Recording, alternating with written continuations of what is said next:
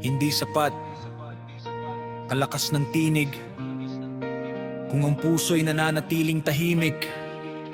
Ang tunay na pananampalataya nakikita sa pag-ibig na may gawa. Maraming kamay ang taas sa bawat awitan, pero ilan ang handang umabot sa nangangailangan. May batang gutom, may pamilyang naghihintay, habang ang iba'y sa pera ng iba lang nakaalay. Hindi sukatan ang dami ng nalalaman kung ang puso'y kulang sa tunay na pagmamahalan. Ng liwanag ni Kristo'y hindi lang sinasambit, kundi sa bawat taong ating inaabot at inuunawa. Hindi lang sa labi, hindi lang sa awit, ang pag-ibig sa Diyos sa gawa na paparating. Hindi lang hallelujah ang sigaw ng buhay, kundi pag-ibig na umaabot sa tunay na ginagaysaya.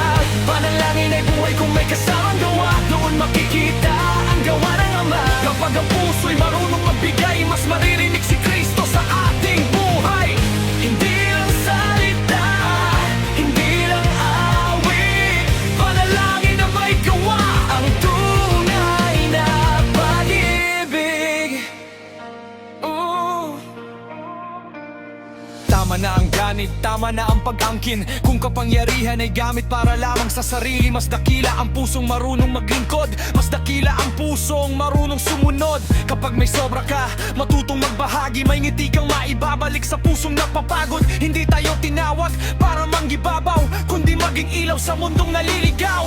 Kung mahal mo ang Diyos, ipakita sa gawa, sa kamay na tumutulong at pusong may awa. Pag-ibig ang sagot sa mundong baluktok, sa bawat kabutihan si Kristo'y maabot. Hindi lang hallelujah ang sigaw ng buhay, kundi pag-ibig na umaabot sa tunay na nangangailangan. Panalangin ay buhay kung may kasamang gawa, doon makikita ang gawa ng Ama. Kapag ang puso'y marunong magbigay, mas maririnig si Kristo sa ating buhay.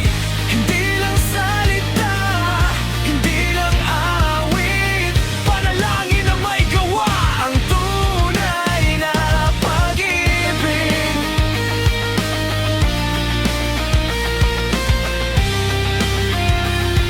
Ang tunay na pag-ibig.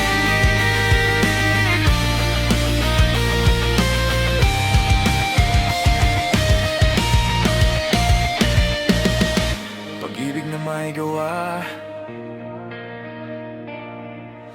pag-ibig na may gawa.